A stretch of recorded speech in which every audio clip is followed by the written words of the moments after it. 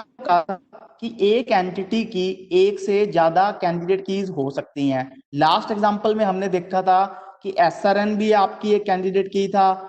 उसके बाद एक कैंडिडेट की थी क्लास, रोल नंबर और स्कूल नेम मिलकर एक कैंडिडेट की बना रहे थे। अब देखो मैंने एक वही एंटिटी स्टूडेंट एंटिटी बनाई है, थोड़ा सा मैंने चेंज किया, आप इसको समझो। अगर मैं पूछूं इस ईआर डायग्राम को देखना आपने ओनली, अगर मैं पूछूं इस ईआर डायग्राम में एंटिटी कौन सी है, आप कहोगे स्टूडेंट। अगर मैं पूछूं स्टूडेंट एंटिटी के एट्रीब्यूट कौन से हैं, आप कहोगे सर एक नेम है, एक क्लास है, एक एसआरएन नंबर है, एक रोल नंबर है, एक स्कूल नेम है, एक एड्रेस है। इस बार मैंने एक नया एट्रीब्यूट ऐड किया, अकाउंट नंबर। आपको भी पता है कि आपके स्कूल में आप सबका अकाउंट नंबर भी रिकॉर्ड किया जाता है, बिल्कुल, क्योंकि मैंने आपको बताया था ना कि डाटाबेस में जो एंटिटी के एट्रीब्यूट्स होते हैं उनकी लिस्ट बहुत लंबी होती है। ये तो हमने समझने के लिए बहुत कम एट्रीब्यूट्स लिए हैं। आप भी जानते हो कि आपके स्कूल के जो एमआईएस का सॉफ्टवेयर है, मींस पूरे स्टेट लेवल पे जो आपका डाटाबेस बना हुआ है, उसमें आपका अकाउंट नंबर भी सेव होता है। क्यों सेव किया जाता है? क्योंकि कोई भी ग्रांट आनी होती है या स्कॉलरशिप के रूप में आने होते हैं, वो सीधा आपके अकाउंट नंबर में चले जाएं। तो आपको पता है कि आप स्टूडेंट का अकाउंट नंबर होगा। अब मैं अगर बात करूं, जब हम किसी भी स्टूडेंट के बारे में इंफॉर्मेशन रिकॉर्ड कराएंगे, मान लो हमने नेम रिकॉर्ड कराया, क्लास रिकॉर्ड कराया, रोल नंबर रिकॉर्ड करवाया, स्कूल नेम करवाया, एड्रेस करवाया। मैंने आपको बताया था कि एसआरएन नंबर कभी भी दो स्टूडेंट का सेम नहीं हो सकता। क्या अकाउंट नंबर दो स्टूडेंट का सेम हो सकता है? आपको सर बिल्कुल नहीं हो सकता। सभी स्टूडेंट्स का अकाउंट नंबर भी अलग होता है। कभी आप सेम अकाउंट नंबर नहीं दे सकते, आपको अलग ही देना पड़ता है।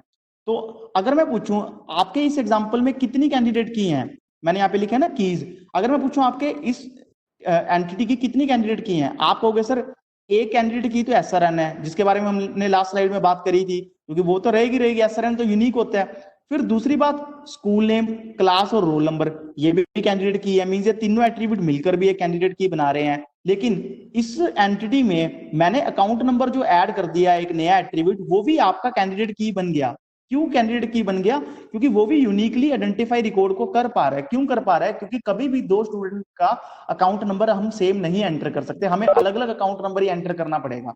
तो आपने इस बात को बड़े ध्यान से सीखना है कि जो आपका अकाउंट नंबर है वो भी क्या बन गया, आप कहोगे सर वो भी एक की का काम कर रहा है। मींस आपकी एक एंटिटी की एक से ज्यादा कीज हो चुकी हैं। पहली की आपकी वही है पुरानी एसआरएन, जिसके बारे में हम बात कर चुके हैं, और दूसरा क्लास, स्कूल नेम और रोल नंबर जो मिलकर कैंडिडेट की बना रहे हैं, वो भी आपकी कैंडिडेट की होगी। तीसरी, अकाउंट नंबर ऐड करने से अकाउंट अकाउंट नंबर भी कैंडिडेट की बन गया। मींस आपने देखा कि आपकी एक से ज्यादा कैंडिडेट की हो गई। यहाँ पे कितनी होगी? 3 कैंडिडेट की होगी। अब वही बात आती है कि जब भी आपकी एक से ज्यादा कैंडिडेट कीज होती हैं, मैंने आपको बताया था डाटाबेस डिजाइनर को उन तीनों कैंडिडेट की में से या जितनी भी कैंडिडेट की हैं, एक की को प्राइमरी की बनाना पड़ेगा। तो मैंने किसको बना दिया एज ए डाटाबेस डिजाइनर? आप कहोगे सर आपने एसआरएन नंबर को प्राइमरी की बना दिया, और ईआर डायग्राम में आपने सिर्फ एसआरएन नंबर को ही रिप्रेजेंट करके दिखाना है, उसी के नीचे अंडरलाइन करना है।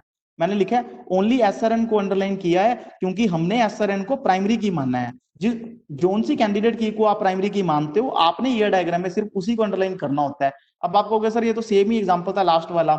यहाँ पे मैं सिर्फ आपको ये समझाना चाहता था ताकि आपके माइंड में पिक्चर क्लियर हो जाए कि एक एंटिटी की एक से ज्यादा कैंडिडेट कीज हो सकती हैं। आप अगर मैं आपसे पूछूं, एसआरएन भी सिंगल एट्रीब्यूट की कैंडिडेट की है, अकाउंट नंबर भी सिंगल एट्रीब्यूट की कैंडिडेट की है, बट स्कूल नेम, क्लास और रोल नंबर ये सेट ऑफ एट्रीब्यूट्स, मतलब 3 एट्रीब्यूट्स मिलकर एक कैंडिडेट की बना रहे हैं।